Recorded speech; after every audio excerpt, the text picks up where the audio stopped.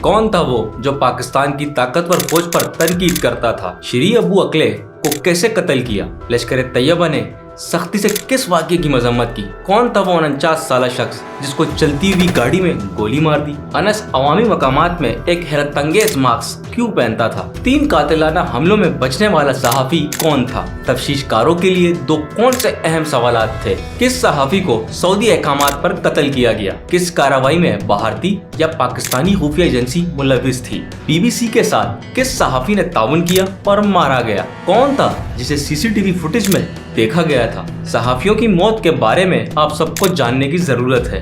मैं हूं गुलरेज खान, दी journalist murders unsolved case की इस मेरी सीरीज में मैं आपको ऐसे सहाफियों के बारे में बताने वाला हूं जिनको सच बोलने पर बेदर्दी से मारा गया, गोली मारकर या गला काट कर, ताकि इनकी ईमानदारी की सहाफत को हमेशा के लिए दफन कर दिया जाए। सहाफत एक ऐसा शोबा है कि ये अपने मुल्क और दुनिया में मौजूद करप्ट सियासतदान, आर्मी ऑफिसर्स और जनान पेशा अफराद को और इसके साथ साथ माफिया को एक्सपोज करने के अलावा खास तौर पर दुश्मन मुल्क की जानिब से चले जाने वाली हर एक चाल को बेनकाब करके मुल्क और दुनिया की तामीर और तरक्की को मुमकिन बनाते हैं। लेकिन ये मैं उन जर्नलिस्ट की बात कर रहा हूँ जो ईमानदारी से अपना काम करते हैं। अब गुल की पूरी बात सुन भी लेना आप। A leading Palestinian American journalist has been shot dead while covering an Israeli military raid in the West Bank. Shireen Abu Akleh was killed by Israeli soldiers on Wednesday.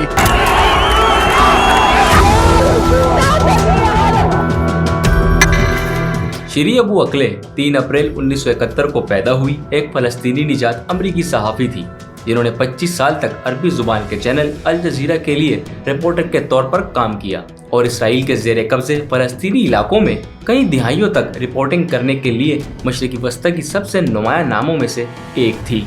अपने कैरियर के दौरान इसने फलस्तीनियों को मुतासिर करने वाले मुतअद्दिद अहम वाक़यात की इत्तला दी। वो 11 मई 2022 को सुबह 6:13 पर अल जजीरा में अपने साथियों को एक पैगाम भेजती है जिसमें इन्हें मगरबी किनारे जनीन में इसराइली फौजी छापे की इत्तला दी जाती है और चंद मिनट बाद वो मारी जाती है।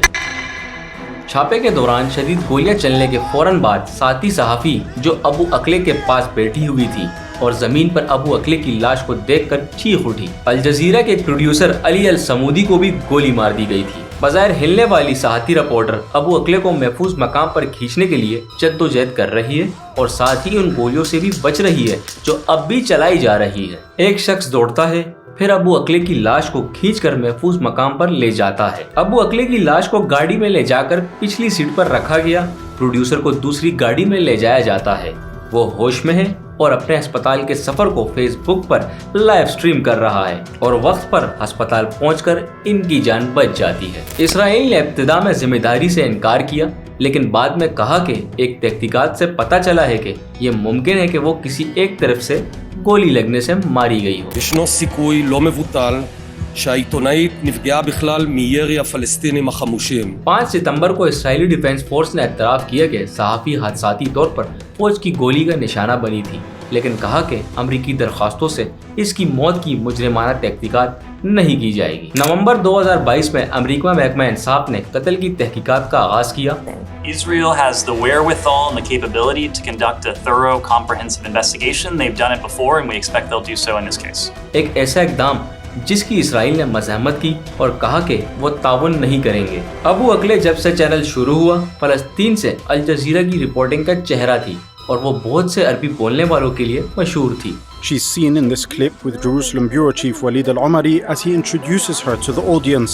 मगर अफसोस की बात यह है कि जो जर्नलिस्ट निडर, बहादुरी और ईमानदारी से अपना काम करते हुए मुजरिमों को इंसाफ के कटघरे में लाने की कोशिश करते हैं तो उन सहाफ़ियों को बेदर्दी से मार दिया जाता है। आज तक न जाने कितने ऐसे निडर सहाफ़ियों को मारा जा चुका है। इस वीडियो को देखने के लिए आप सबका शुक्रिया। हम आपको पूरी दुनिया की कहानियाँ दिखाने के लिए इस मिशन पर है जिन पर हम काम कर रहे हैं। इस सीरीज की दूसरी एपिसोड में हम आपको बताएंगे कि कौन था वो 49 साला शख्स जिसको चलती हुई गाड़ी में गोली मारकर हलाक कर दिया।